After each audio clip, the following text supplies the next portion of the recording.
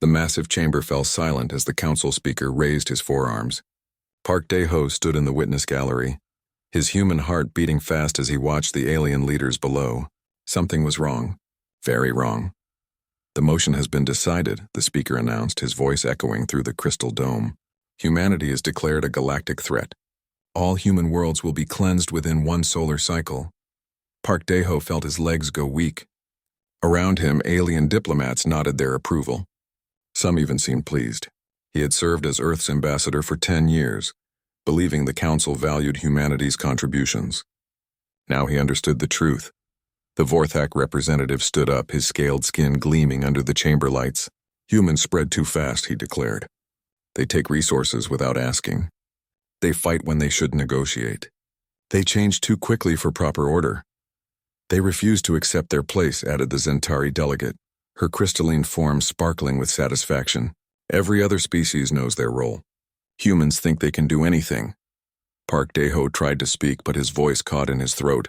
The council had already decided. This was not a trial. It was an execution order. Across the galaxy, Lee Hana received the emergency transmission while commanding the cargo ship Rising Star.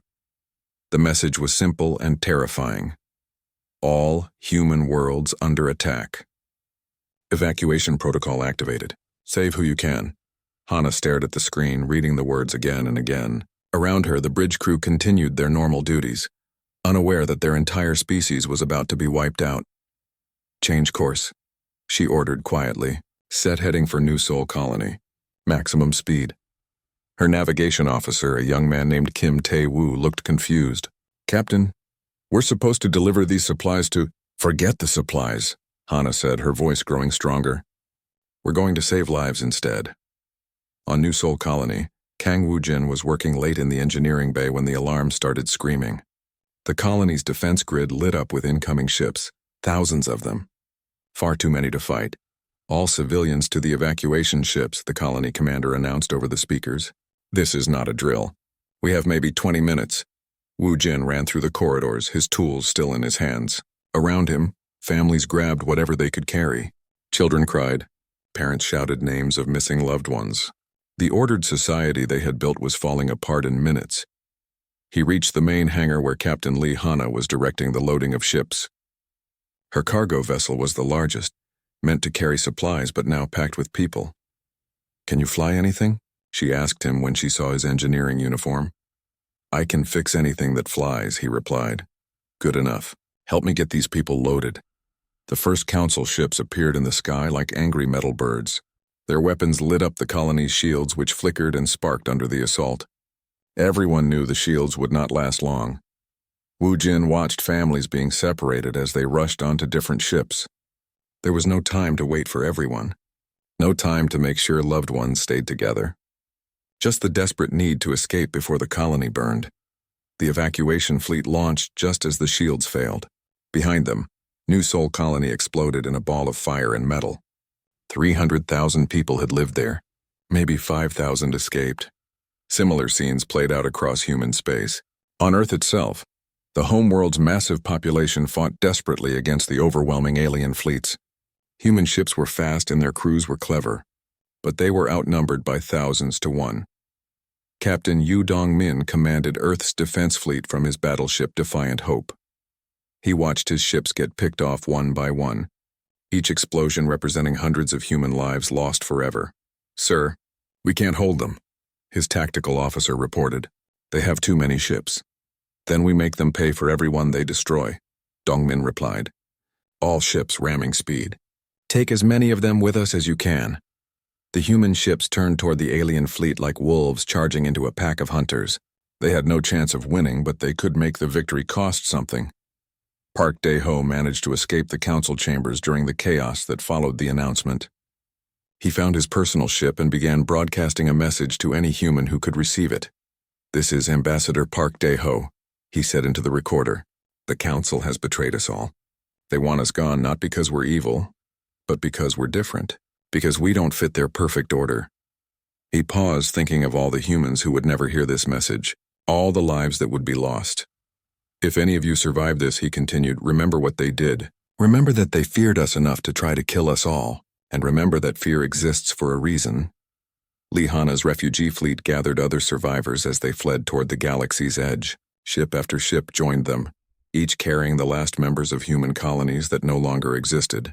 The fleet grew to nearly 100 vessels, but it was still tiny compared to what humanity had been. "Where do we go now?" asked Captain Oh Sung-ho, commander of one of the evacuation ships. Hana looked at the star charts, searching for somewhere the Council would not follow. The galaxy's rim was mostly empty space with few resources worth fighting over. If they could reach it, they might have time to figure out their next move. "We go where they won't look for us," she decided. "We go to the dark." Kang Woo-jin worked day and night to keep the refugee ships running. Many had been damaged during the escape and spare parts were limited. But he was creative, using pieces from one ship to fix another, finding ways to make broken things work again. "You're good at this," Hana told him during one of their brief breaks. "Making something from nothing." "All humans are," he replied. "We've had to be." The refugee fleet finally reached the galaxy's edge after weeks of running. Behind them, human space was dark and silent. The Council had done their work well. As far as anyone knew, these few thousand survivors were all that remained of humanity. But Park Dae-ho's final transmission reached them just as they entered the dark space between stars. His words were broken by static, but the message was clear. "You have no idea what you've just unleashed upon yourselves. Humanity is not gone. We're just getting started." Lihana looked out at the empty stars ahead of them. The Council thought they had won.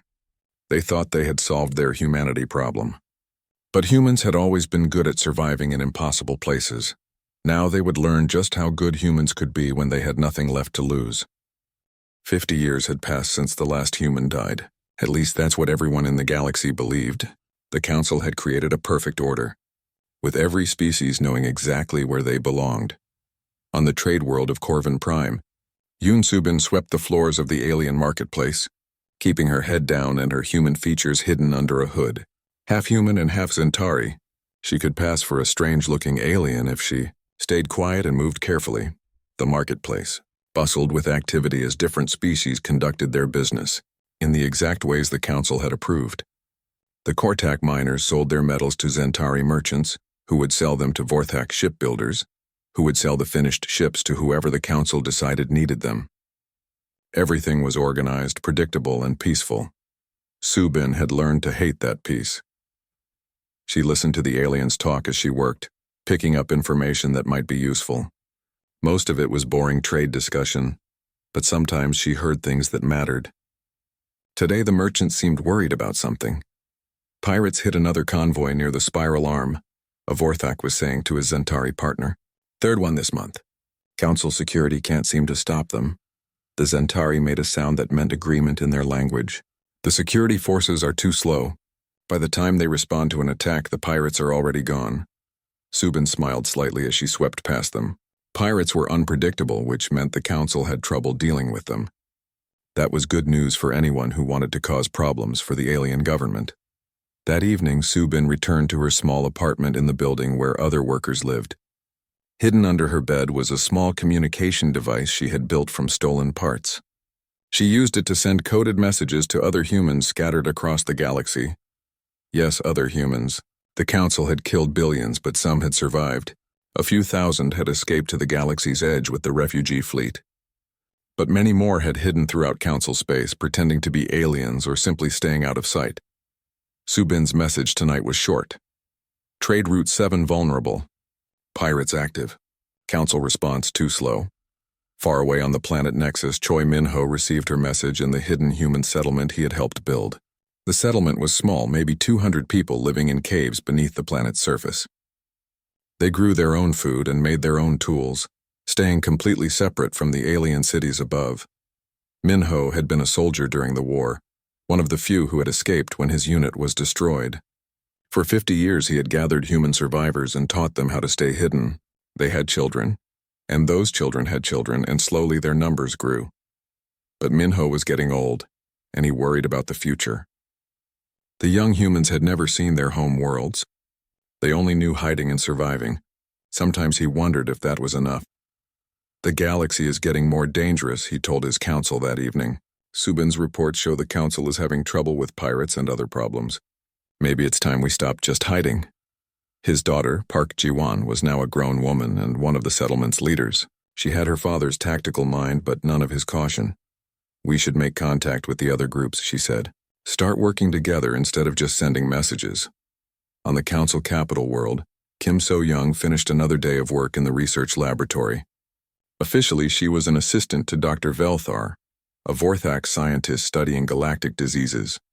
Unofficially, she was learning everything she could about alien technology and biology. So-young had been a professor before the war, specializing in medicine and biochemistry. When the attacks came, she had hidden among refugees from other worlds, pretending to be a civilian from a destroyed colony. The aliens never suspected that the quiet woman cleaning their equipment had 3 advanced degrees. Dr. Velthar was a kind master, as aliens went. He treated her well and sometimes even asked for her opinions on his work. He had no idea she understood his research better than he did. "The Crimson Plague is spreading again," he told her as they reviewed the latest reports. "We've tried everything the medical protocols recommend, but nothing works." So-young nodded and made appropriate concerned sounds. But inside she was frustrated. She knew exactly what would stop the plague. But it required thinking in ways the aliens couldn't. They followed their medical rules too strictly, never trying anything new or creative. Humans would have solved this problem in weeks. That night, So-young sent her own coded message: medical crisis spreading, council medicine too rigid, opportunity to help. The messages flowed through the hidden human network, connecting survivors across hundreds of worlds. Slowly, carefully, they began to coordinate their efforts. On distant Kepler station, Nam Tae-hyun worked as a janitor in the council military headquarters. He had been a strategic officer during the war, and he spent his days listening to alien officers discuss their tactics and defenses. The aliens were good at fighting traditional wars, but they struggled with anything unexpected. Their computers could calculate the best response to known threats, but when something new appeared, they became confused and slow.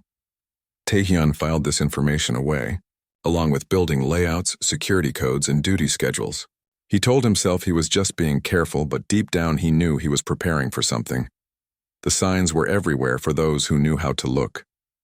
The council's perfect order was starting to crack.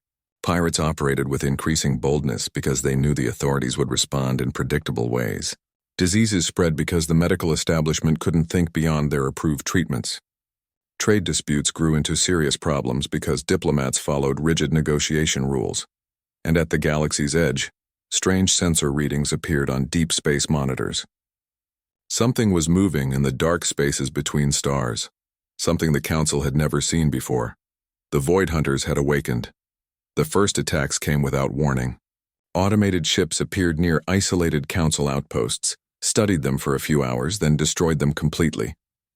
The attacks were precise and efficient, leaving no survivors and no clues about who was responsible. Subin heard about the attacks from worried traders in the marketplace. The aliens were scared, though they tried to hide it. These new enemies fought differently than anyone they had faced before. They adapt, a Kortak military officer was telling his companion.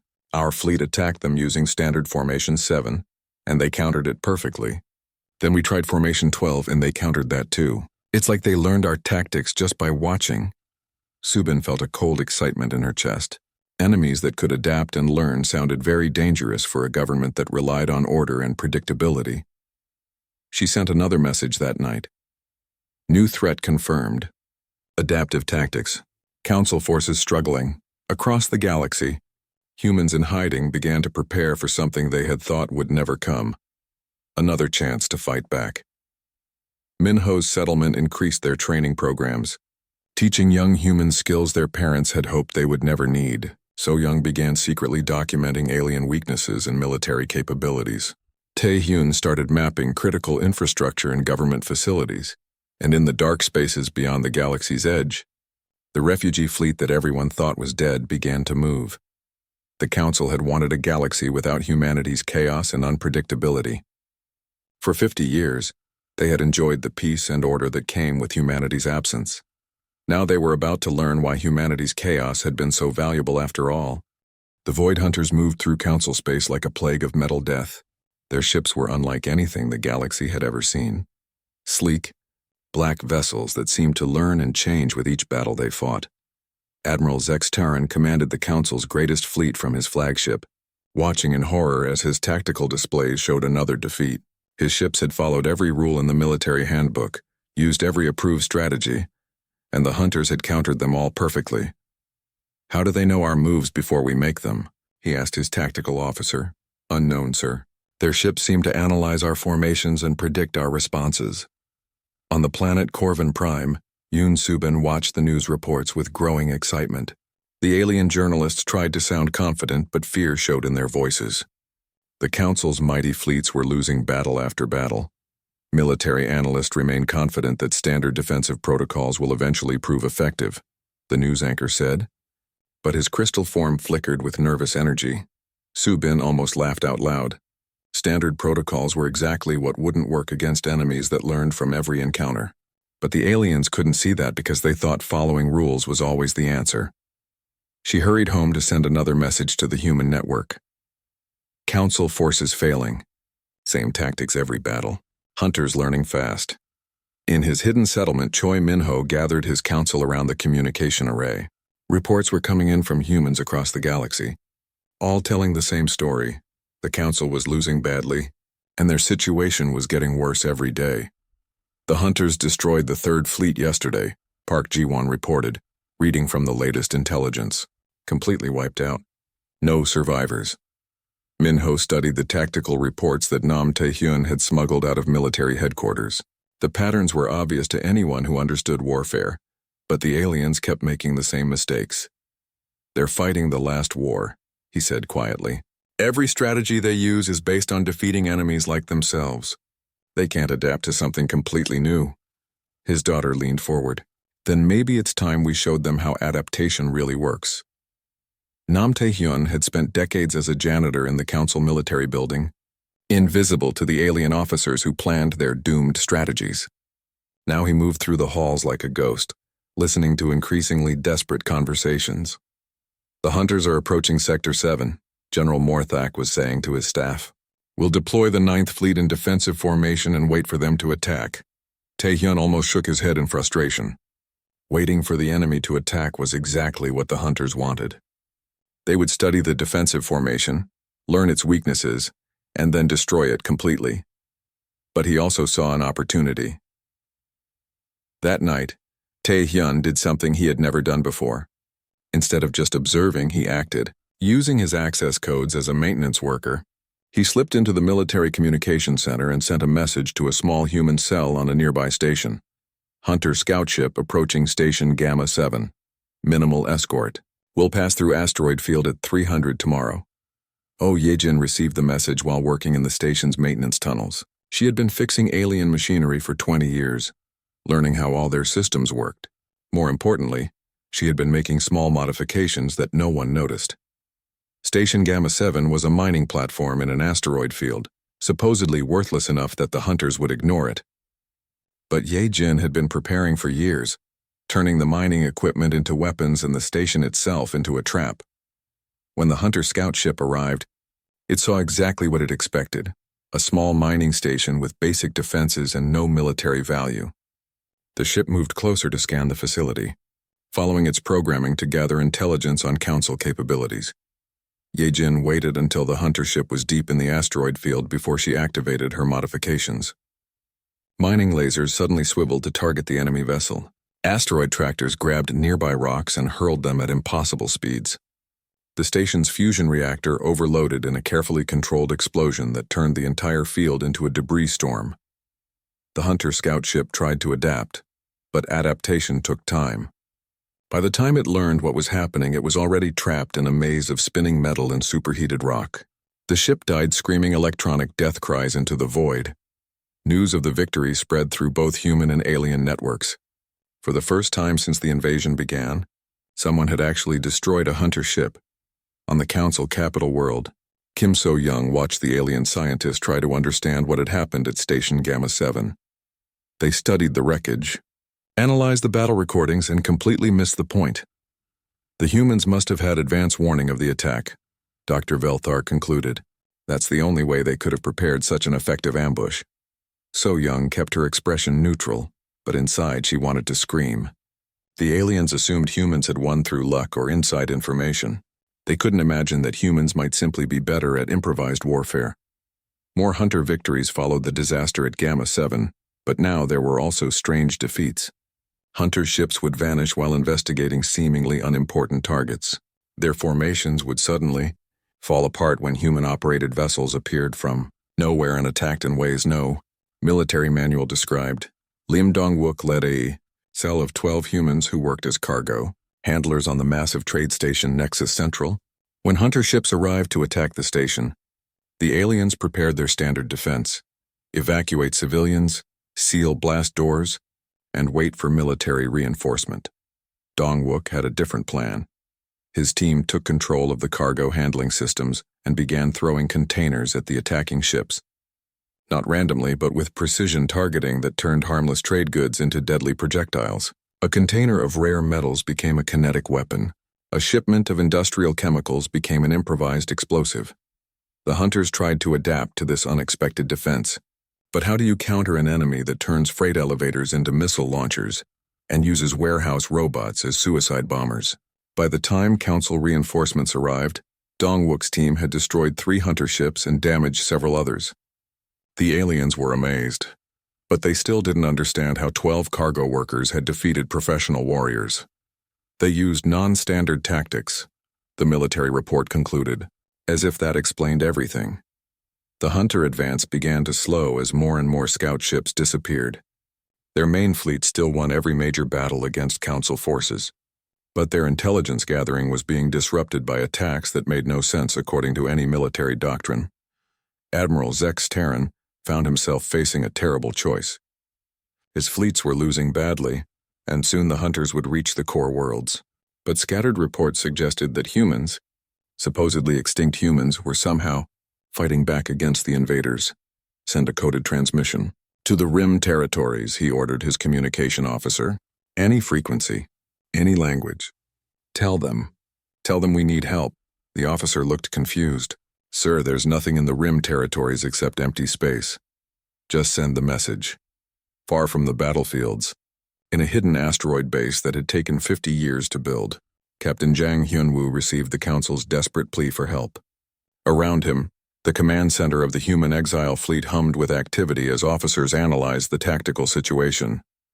The refugees had not just survived in the dark spaces beyond the galaxy.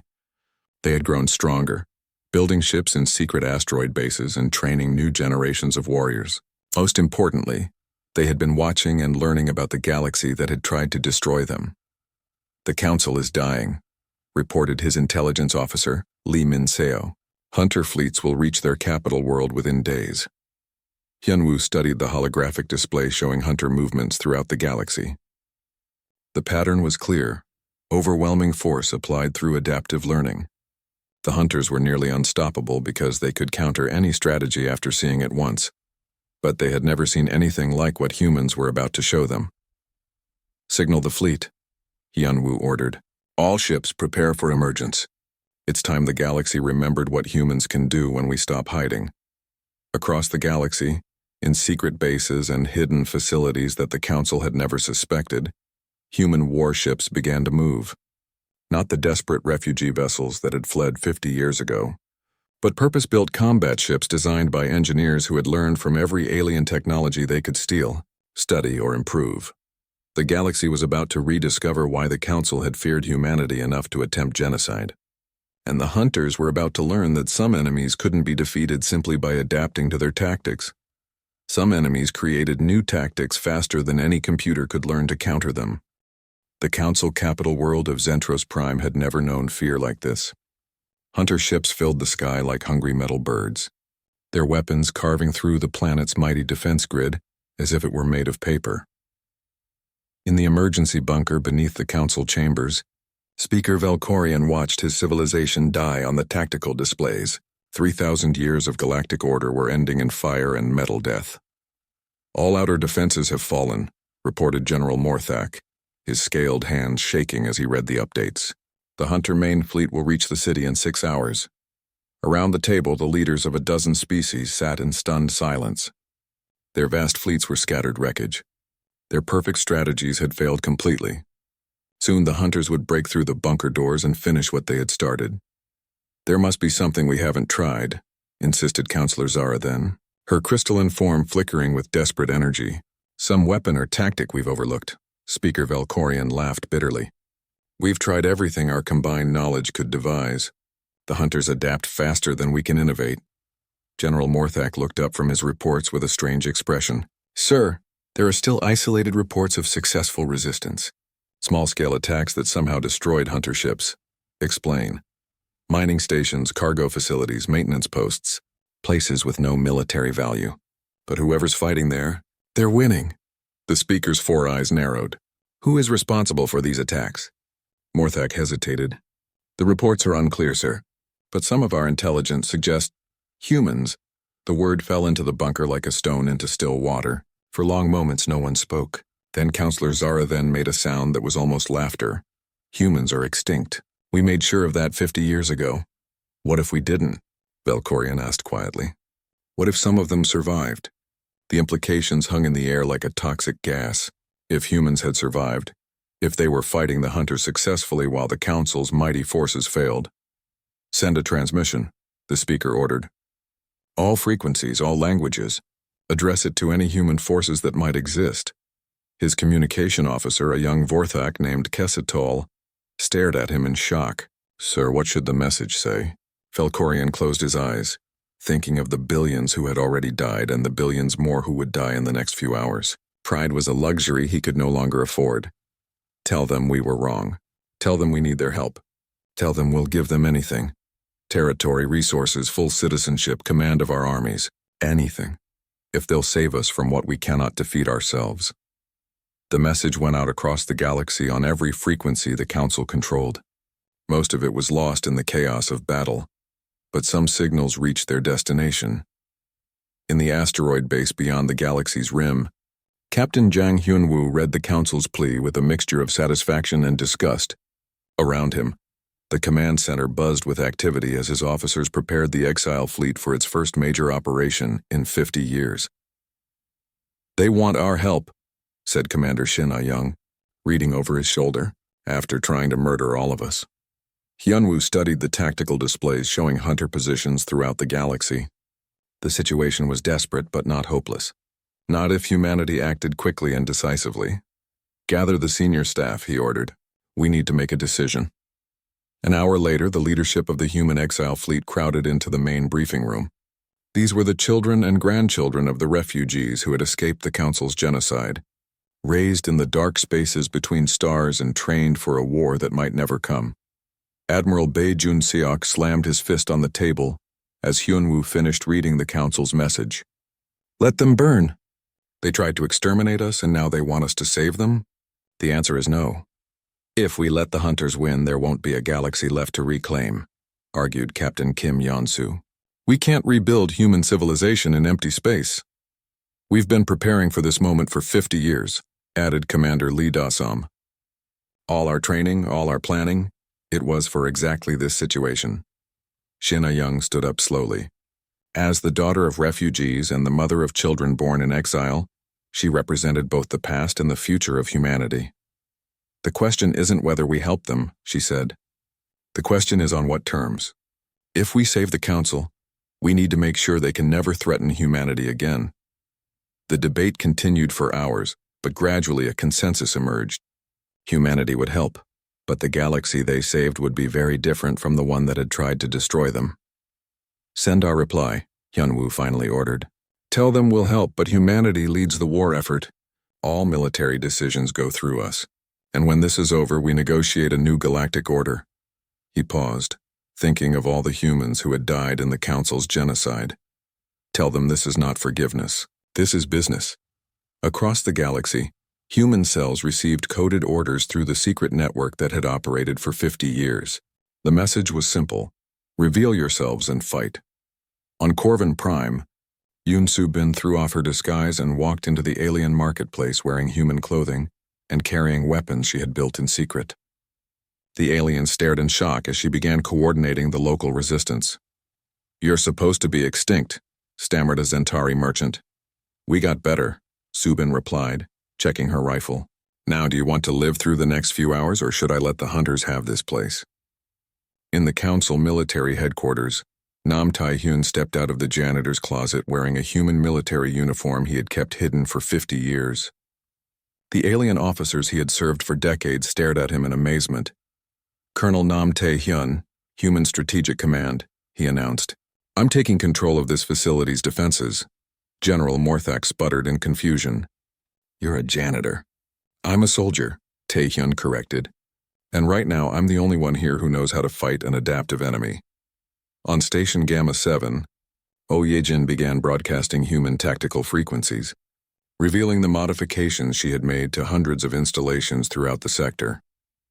Suddenly, mining stations became weapons platforms, cargo facilities became fortresses, and maintenance depots became command centers. The Council's military officers watched in stunned silence as their tactical displays lit up with new defensive positions they had never known existed.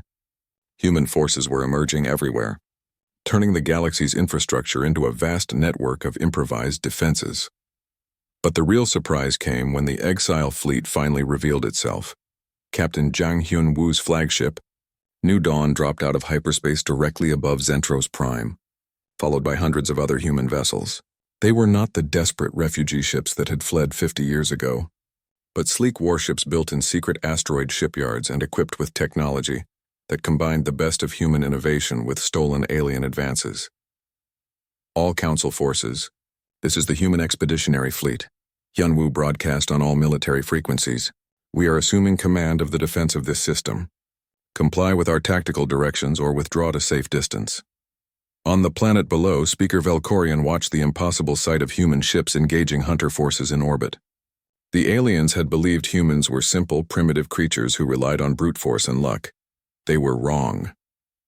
The human ships moved like dancers, never holding formation long enough for the hunters to analyze their tactics. They combined and separated, attacked and retreated, in patterns that seemed random but were actually precisely coordinated chaos. Most importantly, they kept changing their approach faster than the hunter adaptive systems could keep up. Just as the enemy ships began to counter one tactic, the humans switched to something completely different. "How are they doing that?" General Morthak asked in amazement. Nam Tae-hyun, now coordinating the planet's ground defenses, smiled grimly. "Because we don't follow rules. We make them up as we go along." The battle for Zentros Prime raged for 18 hours, but gradually the tide turned.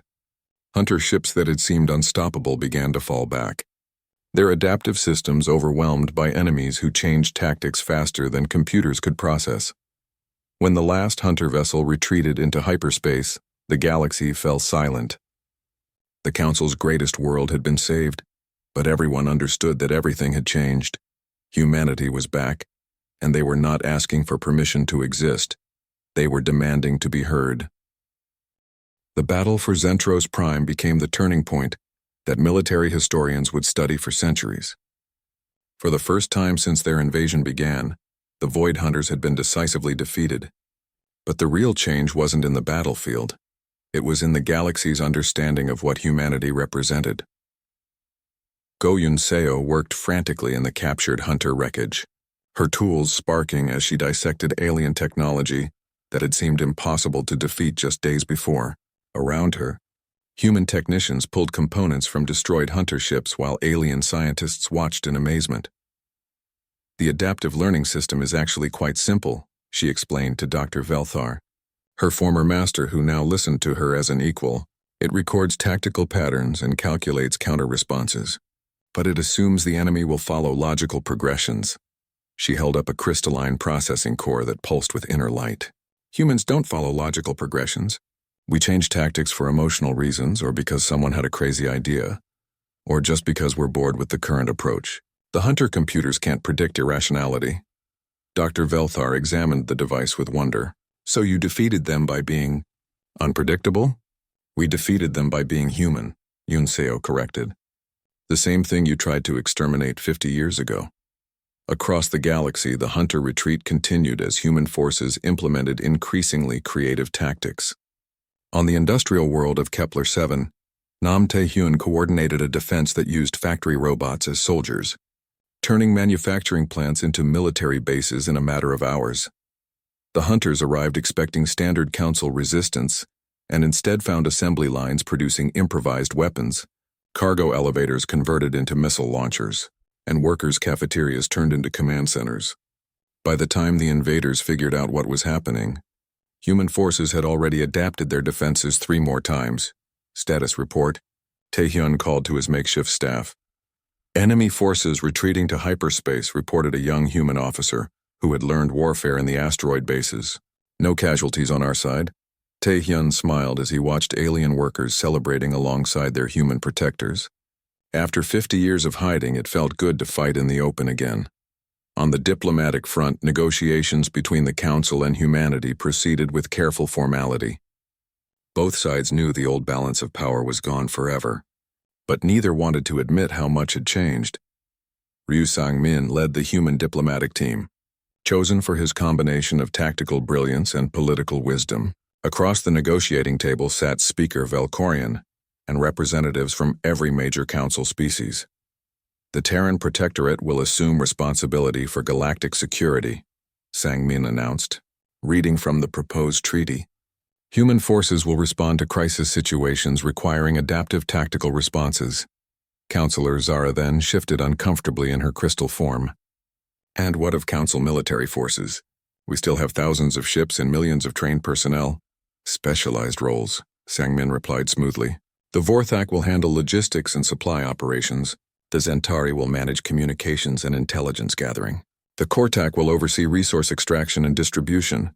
He paused, letting the implications sink in. But when the unexpected happens, pirates, hostile aliens, natural disasters, or anything else that requires creative solutions, humanity takes command. The aliens exchanged glances, understanding what was being offered. They would keep their territories, their trade routes, and their comfortable positions. But they would never again have the power to threaten humanity's existence. And if we refuse? Asked General Morthak. Sang-min gestured toward the tactical displays showing hunter movements across the galaxy. Then you can try to defeat the remaining hunter fleets using your standard protocols. I'm sure that will work out well. The treaty was signed within the day. 3 months later, the last major hunter stronghold fell to a combined assault led by human forces. The victory celebration on Zentros Prime drew representatives from across the galaxy, but the real party was in the human sectors that were no longer hidden. Park Ji-won stood on the observation deck of the new Terran Protectorate headquarters, watching ships from a dozen species dock at the massive station. At 25, she was the youngest admiral in galactic history, but her tactical innovations had saved more worlds than anyone could count. Strange how things change, said her father, Choi Min-ho, joining her at the window. The old resistance leader was now a senior advisor to the Protectorate Council, helping to guide humanity's transition from hiding to leadership. Not so strange, Ji-won replied. The galaxy needed us. They just took 50 years to figure it out. Below them, alien delegations waited for meetings with human commanders. The council still existed, but everyone understood who really made the important decisions now. A priority alert chimed on Ji-won's communicator. She read the message and sighed. What is it? Her father asked. Unknown alien signals from outside the galaxy. Could be traders, could be another invasion force, could be something we've never seen before. She straightened her uniform and headed for the command center. The Centauri want to send an exploratory fleet using standard first contact protocols. Min-ho laughed. And you're going to tell them that standard protocols won't work if these aliens are genuinely unknown. Exactly. We'll handle it ourselves. An hour later, Admiral Park Ji-won stood in the Protectorate Command Center, surrounded by the best tactical minds humanity could provide. Around them, alien officers waited eagerly for orders, knowing that whatever they faced, the humans would find a way to deal with it. Unknown contacts. Bearing 27 Mark V, reported the sensor officer. 15 ships completely unfamiliar design patterns. Response from the Council? Ji-won asked. They want to follow standard first contact procedures. Send a diplomatic greeting, wait for a response, then arrange formal meetings. Ji-won studied the tactical display, her mind already working through possibilities. Standard procedures assumed the aliens would be reasonable, predictable, and willing to follow established diplomatic rules. But what if they weren't? Prepare 3 different contact approaches, she ordered. Diplomatic greeting, trade inquiry, and defensive challenge. We'll try all three simultaneously and see which one gets a reaction. The alien officers looked confused, but the human staff nodded in understanding. When dealing with the unknown, it was better to try multiple approaches than to rely on a single plan that might fail.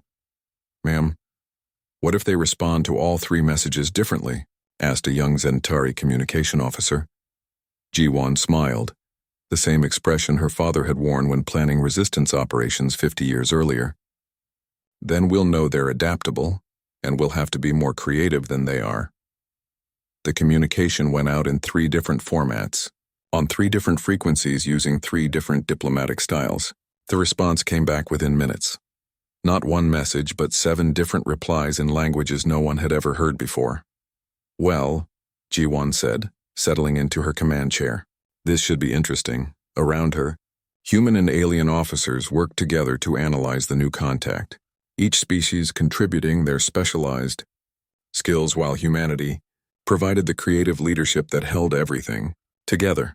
It was a strange galaxy they had inherited, one where humans were respected as much as they were feared, where alien species competed to work with, rather than against humanity, and where the chaos and unpredictability that had once made humans outcasts now made them indispensable.